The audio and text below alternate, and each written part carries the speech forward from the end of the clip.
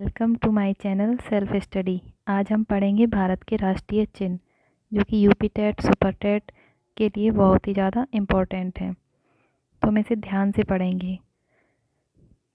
पहला जो राष्ट्रीय प्रतीक है वो सारे देख लेते हैं। तो जो भारत का राष्ट्रीय प्रतीक है वो सारनाथ स्थित अशोक के सिंह स्तंभ के शीर्ष भाग की अनुकृति है। भारत सरकार ने इसे 26 जनवरी 1950 को अपनाया था। प्रतीक के नीचे जो मुंडकोपनिषद में लिखा है सूत्र सत्यमेव जयते, वो देवनागरी भाषा में जो देवनागरी लिपि होती है उसमें अंकित है।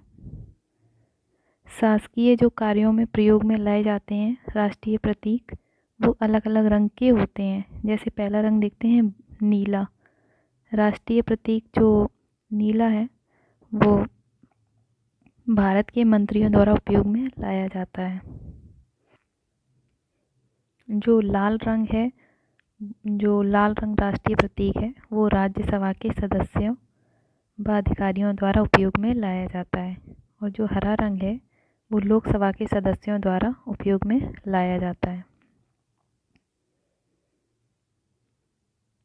जो भारत के राज चिन्ह का उपयोग जो है वो भारत के राजकीय यानी कि जो अनुचित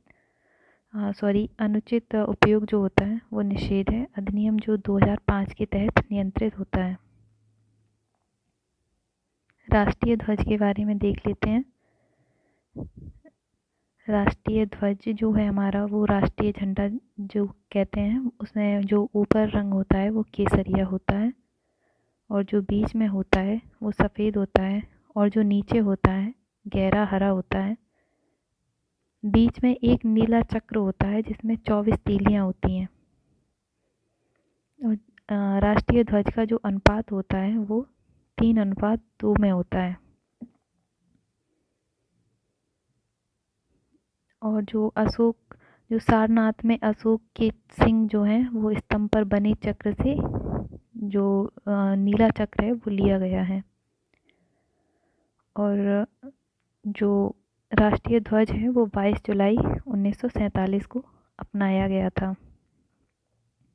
राष्ट्रीय ध्वज का जो केसरिया रंग है वो जो रंग है वो जागृति, शौर्य का और त्याग का प्रतीक है।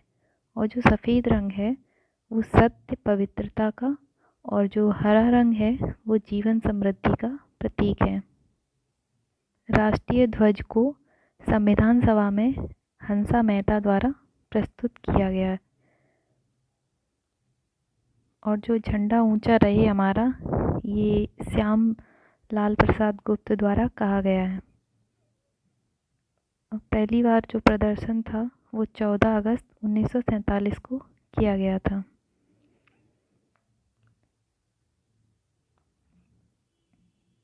भारतीय ध्वज जो संहिता है वो 2002 के अनुसार सभी भारतीय नागरिकों एवं निजी संस्थाओं जो भी हैं वो उनको राष्ट्रीय ध्वज प्रदर्शन करने का अधिकार है।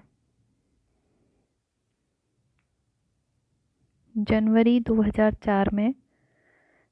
2004 को एक महत्वपूर्ण विनिर्णय जो होता है वो उसमें उच्चतम न्यायालय जो होता है उसके मुख्य न्यायाधीश बी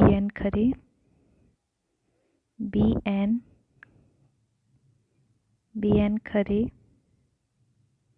की अध्यक्षता में यह घोषणा की गई थी कि संविधान के अनुच्छेद 19 फर्स्ट के अधीन राष्ट्रीय ध्वज फहराना नागरिकों का मूल अधिकार है। राष्ट्रीय ध्वज को राष्ट्रीय शोक के समय झुका दिया जाता है।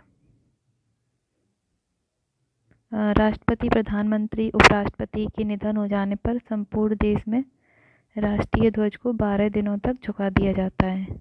पूर्व राष्ट्रपति, पूर्व प्रधानमंत्री एवं पूर्व उपराष्ट्रपति के निधन हो जाने पर भी 7 दिनों के लिए राष्ट्रीय ध्वज को झुका दिया जाता है।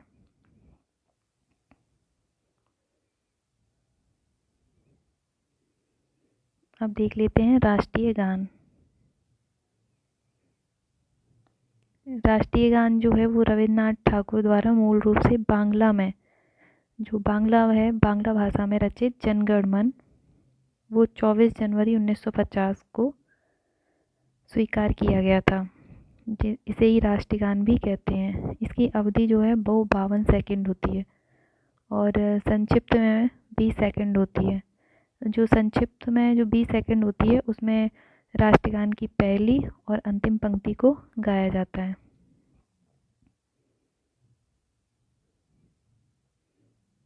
और यह जो है वो 27 दिसंबर 1911 को भारतीय राष्ट्रीय कांग्रेस के कोलकाता अधिवेशन में गाया गया था और इसके अध्यक्ष थे पंडित बिशन नारायण दत्त। इसे रविन्द्रनाथ ठाकुर ने 1912 में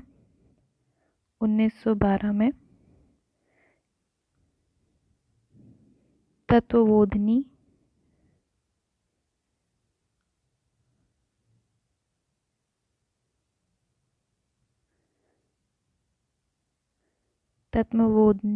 में भारत भाग्य विधाता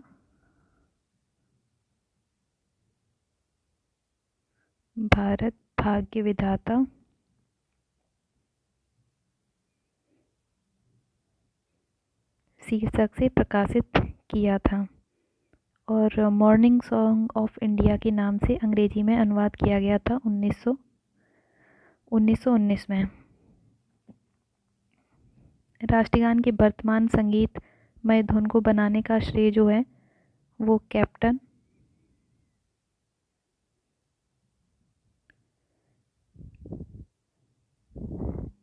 राम सिंह ठाकुर द्वारा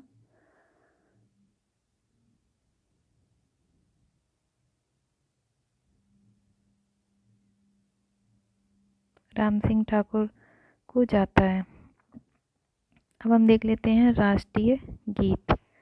राष्ट्रीय गीत जो है वो बंकिम चंद्र चटर्जी द्वारा गाया गया था। उपन्यास जो है उनकी आनंद मठ में।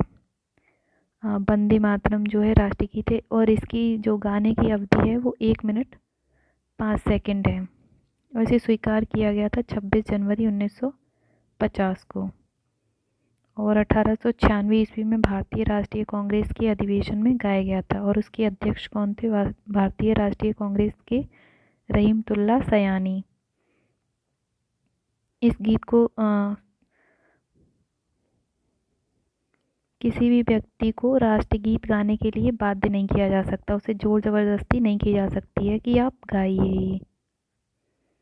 भारतीय संसद के अधिवेशन का प्रारंभ जनगण मन से और समापन जो है वो वंदे मातरम जो गीत है उसके गायन से होता है।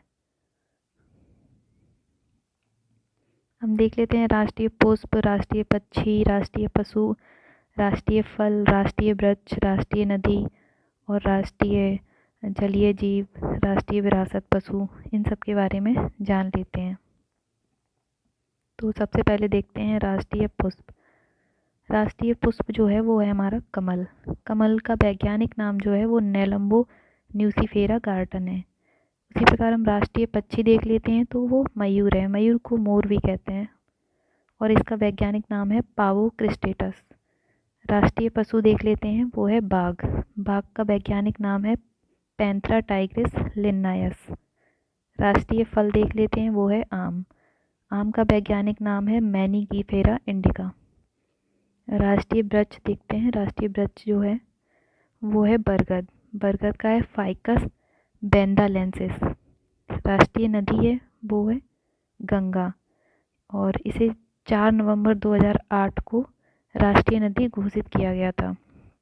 इसके बाद देखते हैं राष्ट्रीय जलीय जीव, वो है गंगा डॉल्फिन। गंगा डॉल्फिन इसलिए नाम रखा गया क्योंकि ये गंगा में ही मिलती है और इसका वैज्ञानिक नाम है प्लाटानिस्टा गैंगेटिक। इससे ऐसे भी याद रख सकते हैं गैंगेटिक, गंगा। राष्ट्रीय विरासत पशु है हाथी, एलिफास इंडिका इसका वैज्ञानिक नाम है। वीडियो अच्छा लगता है तो लाइक कीजिए, सब्सक्राइब कीजिए ताकि आपको आगे भी चैनल जो कंटेंट है यूज़फुल, इम्पोर्टेंट वो आपको मिलता रहे। Thank you for watching.